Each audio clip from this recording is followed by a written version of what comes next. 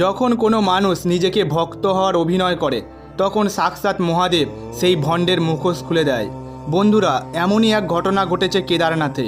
যখন ভক্ত ধর্মকে জাহির করার জন্য উপর থেকে ভক্তি হওয়ার নাটক করে কিন্তু ভেতর থেকে সে শয়তানি হয়, তখন সে ভগবানের দুয়ারগোড়ায় থাকা সত্ত্বেও ভগবান তাকে দর্শন দেন না। আর অন্যদিকে যখন ভক্তের মনের ভিতরে ভগবানের প্রতি প্রকৃত ভালোবাসা ও প্রেম থাকে তখন ভগবান সেই ভক্তের প্রতি প্রসন্ন হয়ে যেভাবেই হোক ভগবান তাকে তার দরবারে ডেকেই নেন। কথাটি আমি এই জন্য বললাম কারণ আজকের এই ভিডিওটি আপনাদের একটি বড় শিক্ষা দেবে।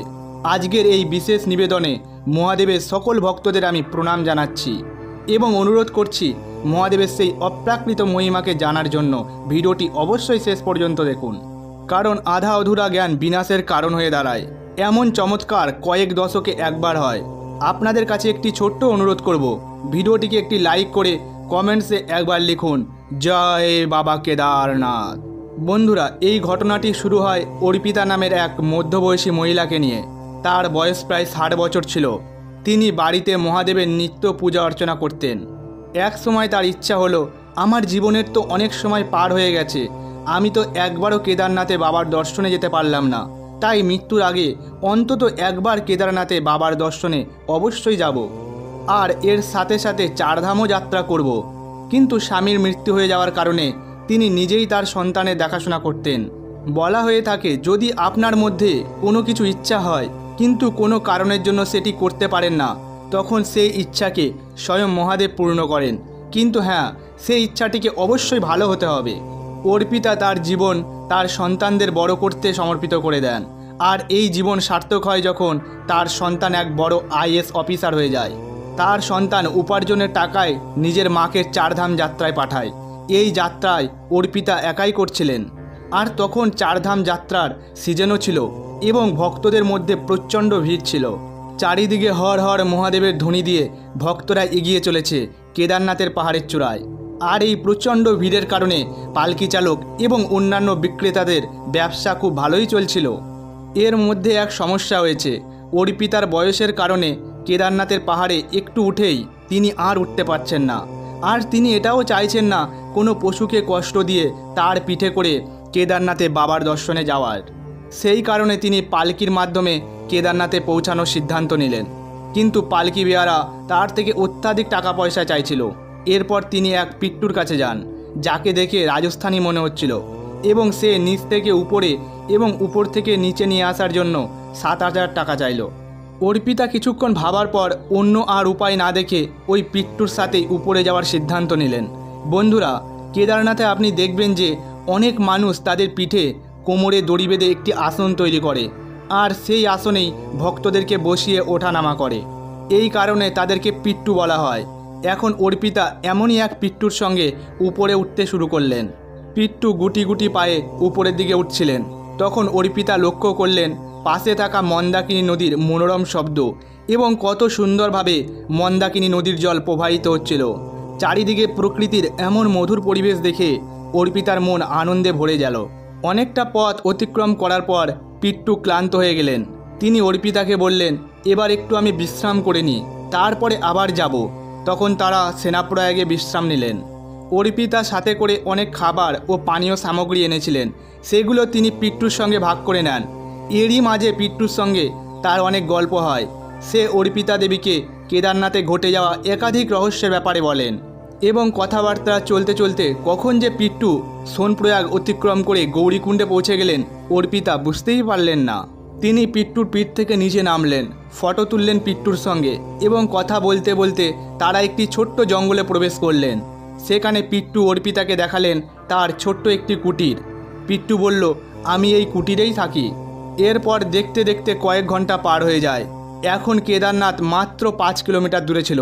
কিছুক্ষণ পর অর্পিতা দূর থেকে যখন কেদারনাথ মন্দিরের দর্শন পেলেন তিনি খুশিতে ডগমগ হয়ে উঠলেন, কারণ অনেক ছোটবেলা থেকেই তিনি কেদারনাথ দর্শনের সাক্ষী হতে চেয়েছিলেন।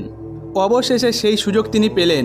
কিন্তু তারা যখন মন্দিরের কাছে পৌঁছালেন এবং মন্দিরে প্রবেশ করতে যাবেন তখন এমন একটা ঘটনা ঘটল যা সবাইকে চমকে দেয়। হঠাৎ করে 25 থেকে 30টা বাসুকি নাগ অর্পিতাজি ও পিট্টু রাস্তায় চলে আসে। সেটি দেখে আশেপাশে সকলে চেঁচামেচি আরম্ভ করে দেয়। পিট্টু সেখানে থমকে দাঁড়িয়ে যায়। অনেকে এদিক ওদিক ছুটে পালাতে আরম্ভ করে, কিন্তু সকলেই খুব অবাক ছিলেন, কারণ এর আগে তারা কখনো কেদারনাথে এতগুলি নাগকে একসঙ্গে দেখেননি। এই ঘটনার পিছনে কি কোনো পৌরাণিক কারণ লুকিয়েছিল? সবাই এই কথাই ভাবছিলেন।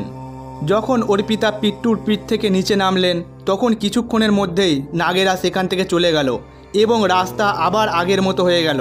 কিন্তু এখনও কেউ বুঝে উঠতে পারছিলেন না যে এত পরিমাণ নাগ একসাথে কেন হঠাৎ করে বেরিয়ে এলো। এর মধ্যে কি মহাদেবের কোনো লীলা লুকিয়ে আছে? অর্পিতা আর পিট্টু সেখানেই ছিলেন, কারণ তিনি এক রাত কেদারনাথে থাকবেন।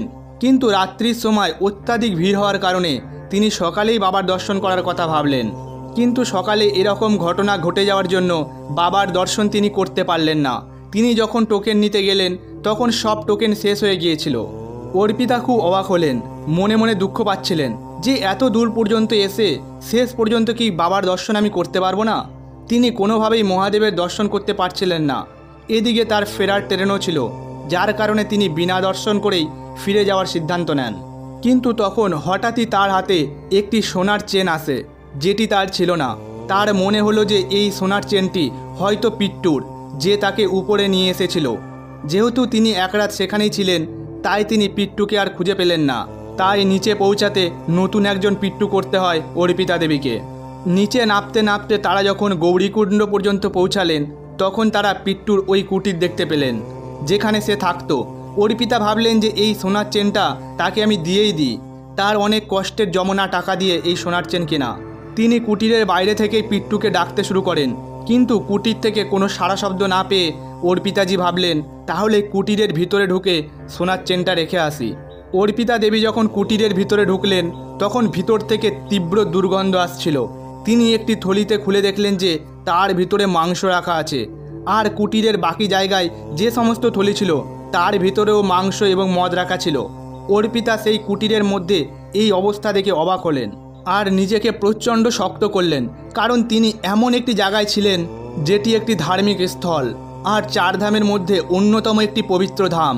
এই পবিত্র ধামে এসেও মানুষ এরকম কিছু আচরণ করতে পারে, এটি তিনি কখনো ভাবতেই পারেননি। তাই তিনি এই খবর কেদারনাথের বেস ক্যাম্পে দিলেন এবং তিনি বললেন যে এর উপর যত তাড়াতাড়ি সম্ভব অ্যাকশন নিতে। তার কথা অনুসারে দ্রুত অ্যাকশন নেওয়া হয়। কিছু সময়ের মধ্যেই অন্যান্যদের সহায়তায় ওই পিট্টুকে ধরা হয়। তখন অর্পিতা একটি জিনিস বুঝতে পারেন যে কেদারনাথ ধামে পৌঁছানোর পরেই তাদের রাস্তা নাগের দল কেন চলে এসেছিল। আসলে তারা ওই পিট্টুকে কেদারনাথ মন্দিরের চৌকাটের ভিতরেই প্রবেশ করার থেকে আটকাচ্ছিল, কারণ এমন পবিত্র স্থানে এমন ধরনের অমানুষের কোনো জায়গা নেই। অর্পিতাজিও ভাবলেন যে আমি এর সাথে করেই কেদারনাথ যাত্রা করেছি, আর ওই পিট্টুও আমার সাথে ছিল। এই কারণেই হয়তো মহাদেবও আমাকে দর্শন দেননি। অর্পিতা এই পুরো রহস্য এবার বুঝে গিয়েছিলেন। তিনি বুঝে গিয়েছিলেন এটি মহাদেবের লীলা, আর কান্না করতে করতে মহাদেবের কাছে ক্ষমা চাইলেন। ওই সময় এক সাধু মহারাজ অর্পিতার কাছে এলেন। তার সিদ্ধির শক্তিতে অর্পিতার কষ্ট বুঝলেন। তিনি বললেন, আপনার দ্বারা যে কাজ হয়েছে সেটি আপনার অজান্তেই হয়েছে, আর যা হয়েছে এটি মহাদেবের লীলা ছিল। নিজের ধামে কোনো অপবিত্র কাজ বা কোনো অবৈধ জিনিস তিনি একদমই সহ্য করতে পারেন না। আপনি কেবল একটি মাধ্যম ছিলেন, আপনার মাধ্যমে এই সত্যিটা সবার সামনে চলে আসে। এরপর ওই সাধু মহারাজ পাশ থেকে একটি টোকেন দিলেন মহাদেবের দর্শন করার জন্য এবং বলেন, এইবার বাবা কেদারনাথের দর্শন আপনার অবশ্যই হবে। এই বলে তিনি সেখান থেকে চলে গেলেন। অর্পিতার চোখের জল ছিল, কিন্তু তিনি এর পরেও যে পিট্টুর সঙ্গে নিচে নেমে এসেছিলেন তার সঙ্গে আবার যাত্রা শুরু করেন এবং নিজের ছেলেকে ফোন করে বলেন ট্রেনের রিজার্ভেশন একদিন বাড়িয়ে দিতে। এবং কেদারনাথ মন্দিরে পৌঁছানোর পর সেখানে 3 থেকে 4 ঘন্টা লম্বা লাইনে দাঁড়ানোর পর সাধুজির দেওয়া সেই টোকেনের মাধ্যমে কেদারনাথের গর্ভগৃহের জ্যোতির্লিঙ্গের ভালোমতো দর্শন করেন। এরপর তিনি ভগবান নারায়ণের পবিত্র মন্দির বৈদ্রীনাথের জন্য রওনা দিলেন। এরপর সেই যাত্রাও তিনি সম্পন্ন করেন। কিন্তু এখন একটি বড় সমস্যা হলো যে বর্তমান সময়ে অনেক নিউজ চ্যানেল ও খবরের কাগজে আমরা দেখতে পাই যে পিট্টুর ক্যাম্পের মতোই কেদারনাথের আলাদা আলাদা ক্ষেত্রের বিভিন্ন ক্যাম্পে মাংস পাওয়া যাচ্ছে। অর্থাৎ যারা যাত্রীদেরকে কেদারনাথ ধামে পৌঁছে দিয়ে যায় তারাই এই সকল অধার্মিক কাজ করে, ভক্তদের যাত্রাকে অপবিত্র করে তুলছে। ভক্তরা জানতেও পারছে না তাদের অজান্তে কত বড় পাপ হয়ে যাচ্ছে। বন্ধুরা, এই সমস্ত পাপকর্ম কলিযুগে দেখা বাকি ছিল, এই ভিডিও থেকে আমরা এই শিক্ষাই পাই যে ভগবান কখনো অপবিত্রতাকে সহ্য করেন না। মদ্য মাংস থেকে মহাদেব সর্বদা দূরে থাকেন। জয় বাবা কেদারনাথ, জয় বদ্রীনাথ ধাম।